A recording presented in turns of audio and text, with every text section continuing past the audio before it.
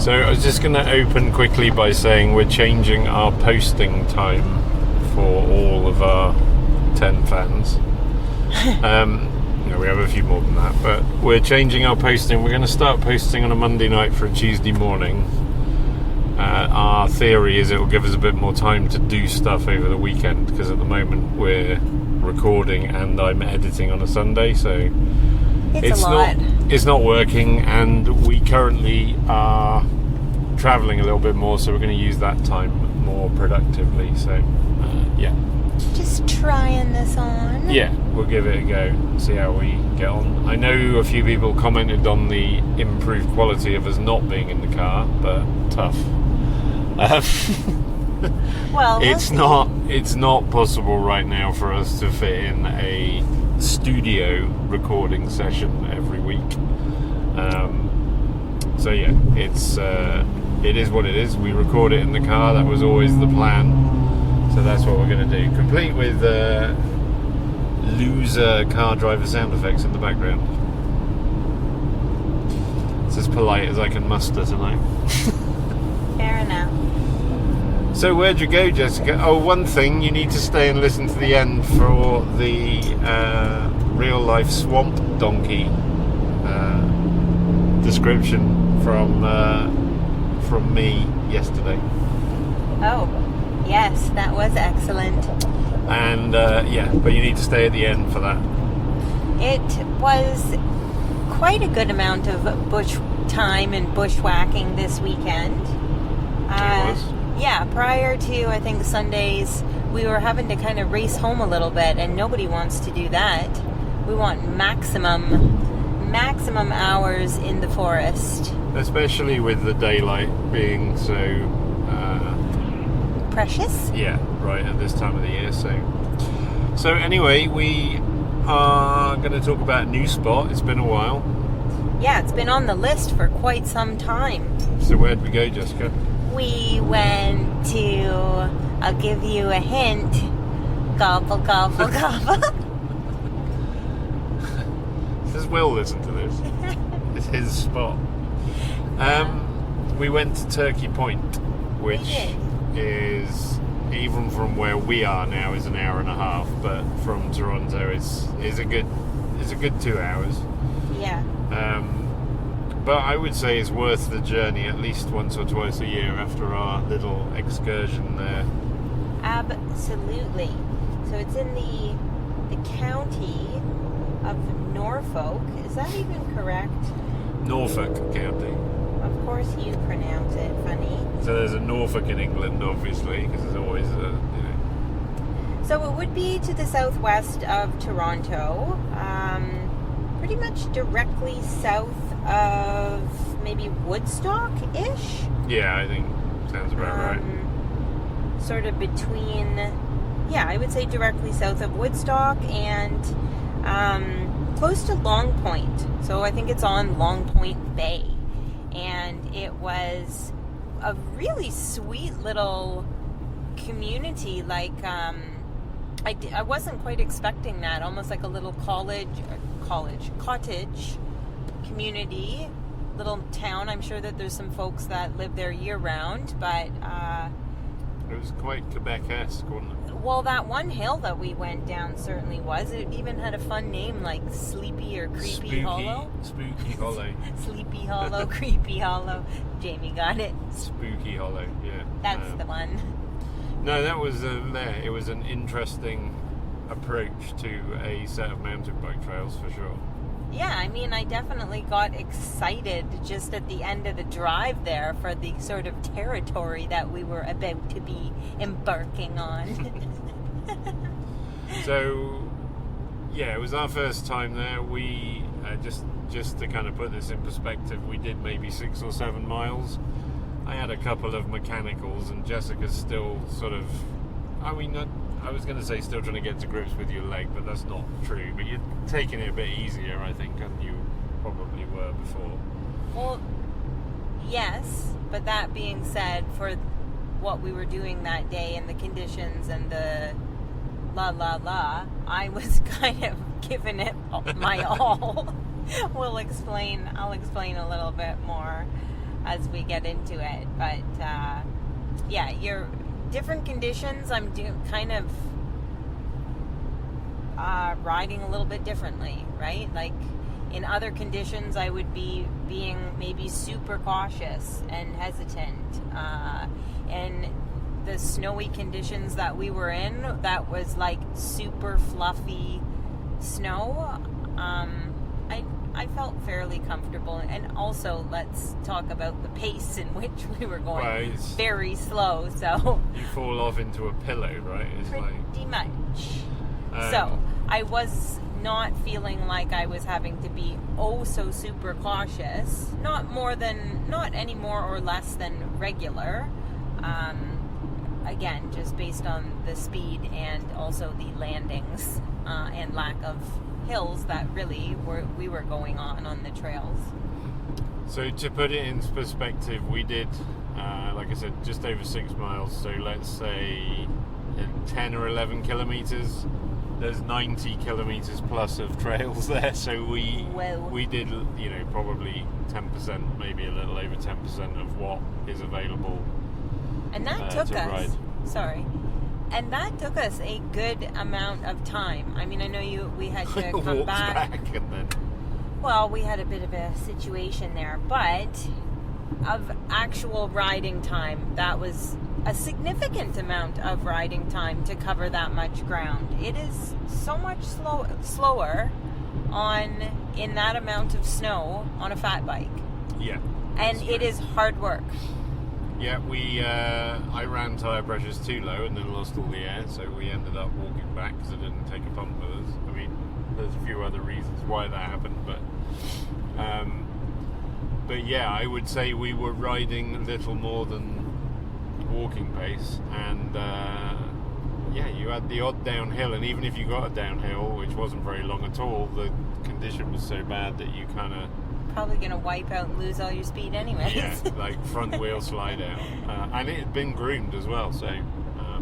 That being said, we were the first ones on it, on the freshly groomed trail, and it was such light, fluffy snow, like Jamie said, that it was hard work to go even on the groomed. It's weird, though, because it's light and fluffy snow on a groomed trail and it's -7, yet it's just like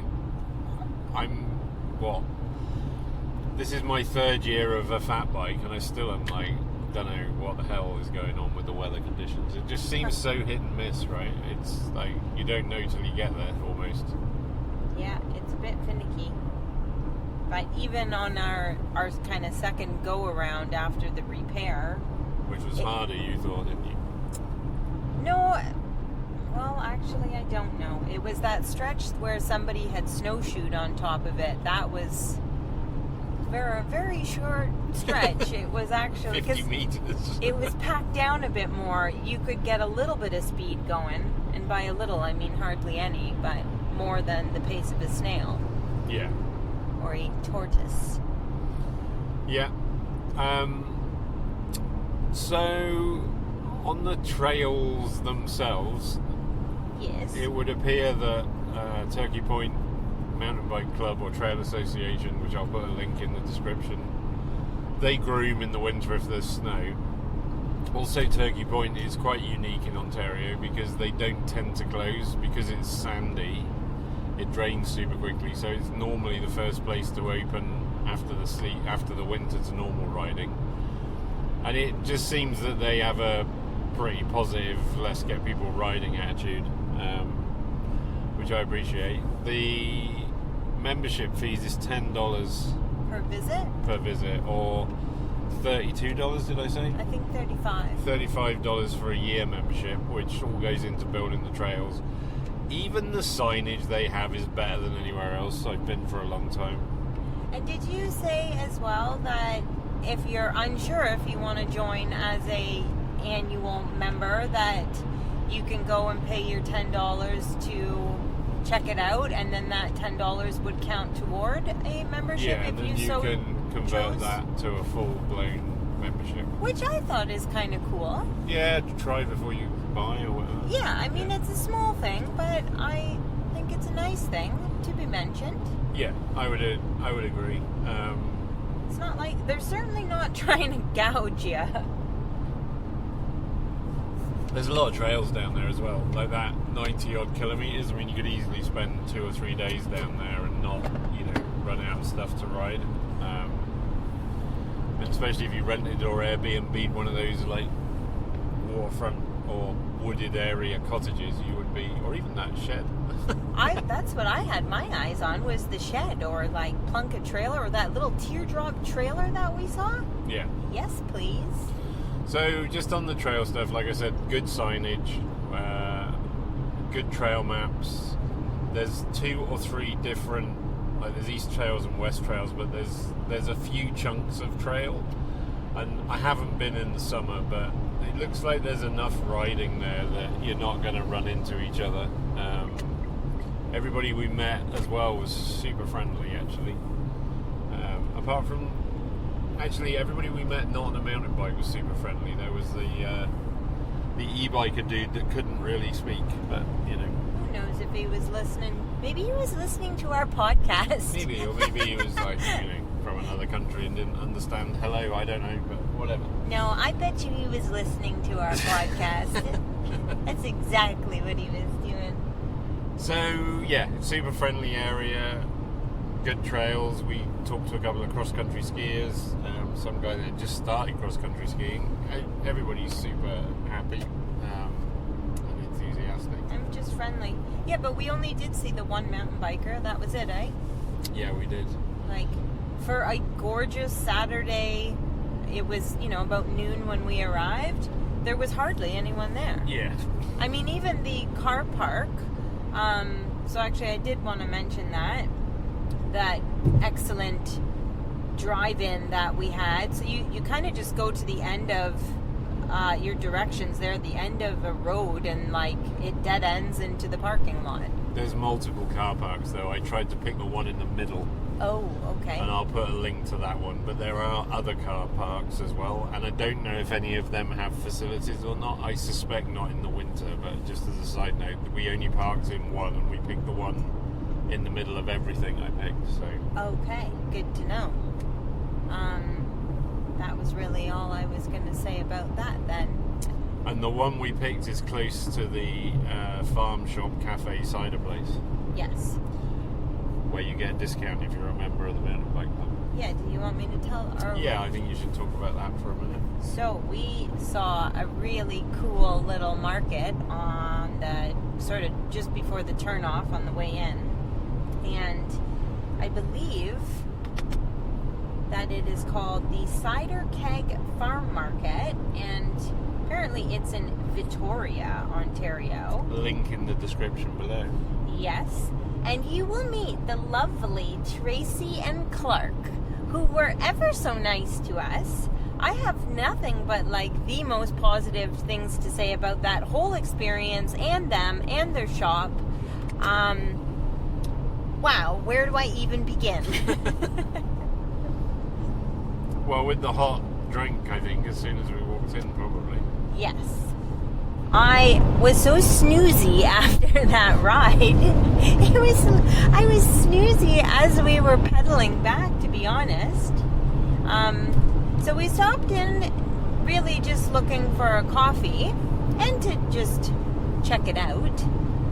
Then we found a big old homemade apple fritter donut. Freshly made in-house, I do believe. Yeah. Then I discovered a chest freezer, since it's not the season to be scooping cones. But check this out. Not only did they have like tubs of ice cream, they even had Hewitts in there, I'll shout out to. But they had some sort of small tubs of, well, they were like decanted tubs into smaller tubs. Large tubs decanted into smaller tubs. It was probably the end bits from the previous season. Yeah. So a variety. At a discounted price as well. Yes. A a variety of sizes of containers, and it was just perfect because, it was minus a million I was out. going to say that's just what you need when it's cold. But I couldn't say no to ice cream, especially after a ride. So I got a nice little $2 one of pumpkin pie. And it was ever so good. But also the coffee. I mean, the coffee was good, but I was more thinking of the cups. They were cool. The cups were extremely cool. I've never seen a cup so cool ever. Sippy cup. It was. It was like, it looked like a little Chinese takeout box, like cardboard box, that folds up at the top. But Yeah. it was a coffee cup. With like a little sippy thing, so you didn't spill it. But the lid means it doesn't get cold as well. So It was excellent. And they were saying that they're open. Well, they're open 11 months of the year, but they have seating outside, and they have a full-time chef, and they cater for groups. They definitely cater for mountain bikers. They have a trail map up there. They give a discount if you're a member. Yeah, I thought that was cool.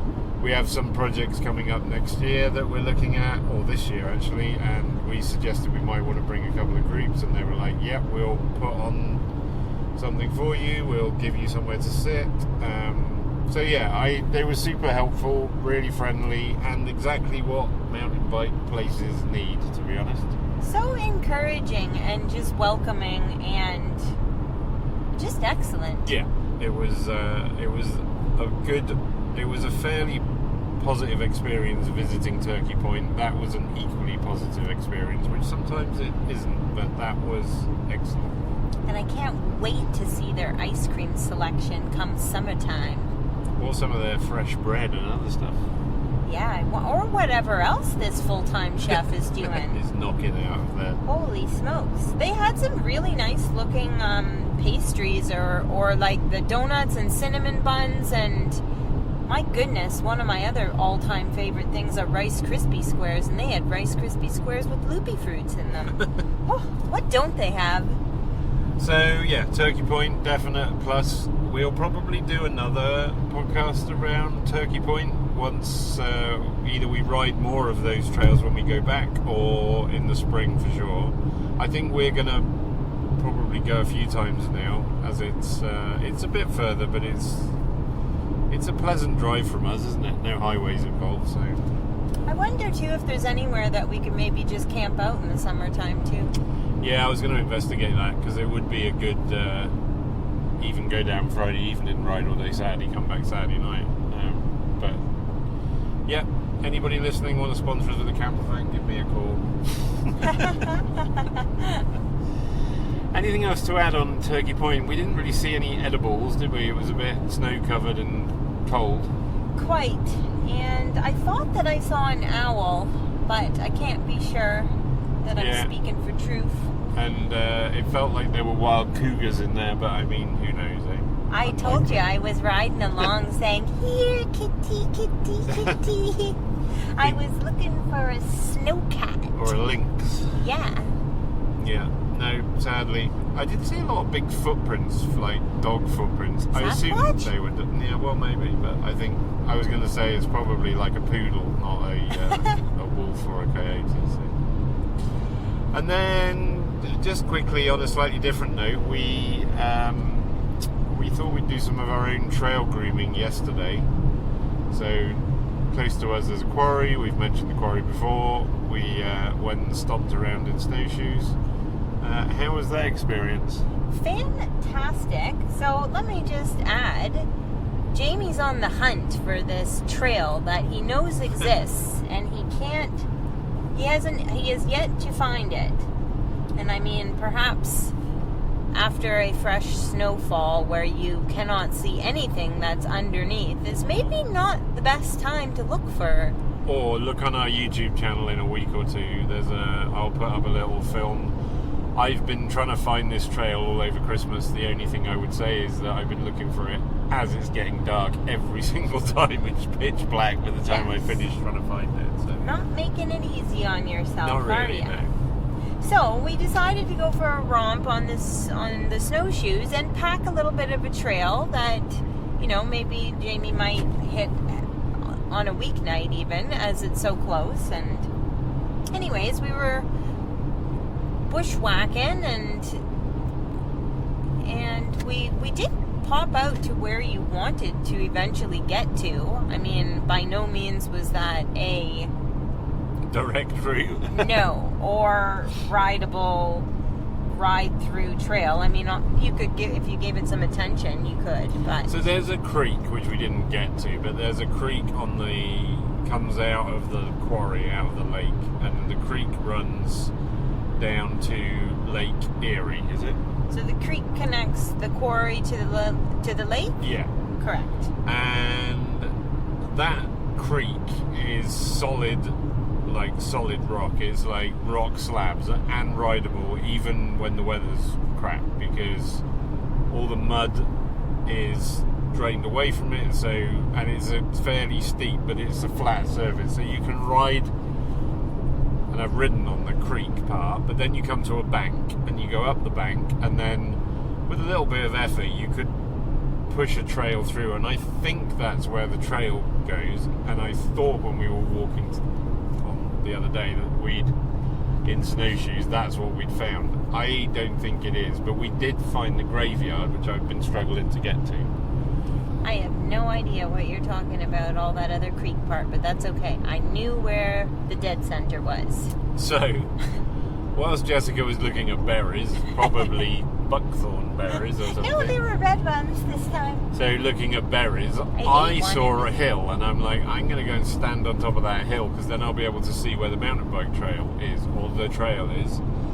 So I stood on the top of the hill and looked around, and I saw a trail that was probably, like side by side width, I would say. And I thought, okay, that must be it. So I strolled down to have a look at it, and it had got skidoo, or whatever you call them, trails. So I thought, well, I'll just follow that then. And I guess when the skidoo went over it, it was colder, because I walked over it and it turned out to be a big puddle that the ice then gave way on, and I ended up to my thighs in what can only be described as muddy, stagnant water. The other thing as well is that with my rather dated snowshoes, there's no quick release, so I couldn't get them off, which meant that I was then had wavy flippers on, which was not of any use at all, really.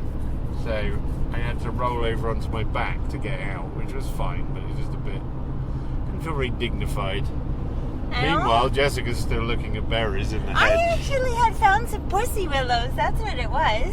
And then I just heard some kind of splashing. Commotion. No, I actually heard water splashing around. Me. So anyway, I managed to drag myself out of it, and then we walked back down to the road and walked round to the car. I mean, it was cold, but it was fine. It is what it is. And then on the way down, I then noticed a sign that said no entrance to nature reserve, which is actually where the path was I was looking for. So, which was quite obvious, might I Yeah, I just guess. add. But next time, I'm going to try and go in from that end and see what I find. I don't think the two link. I think they're too overgrown, and a saw or chainsaw is required probably to link them back together. But we shall see. I am not given up, because I know in the summer when it's all bone dry, it will be an excellent trail. Yeah, and you're hopeful to create a little loop, right? Yeah, I am. Anything Excellent. in the interest of mountain biking. Also, I've spoken to the local warden for that area, and he's pretty cool with whatever as well. So if the trail already exists, he doesn't have a problem with us riding it and kind of making it rideable. So so that's that little comment. Yep, that was a good little bushwhacking excursion. It was. Proper, I'd say. So, anything else you wish to add? Anything else on the list? There's only one more thing to say. Get lost.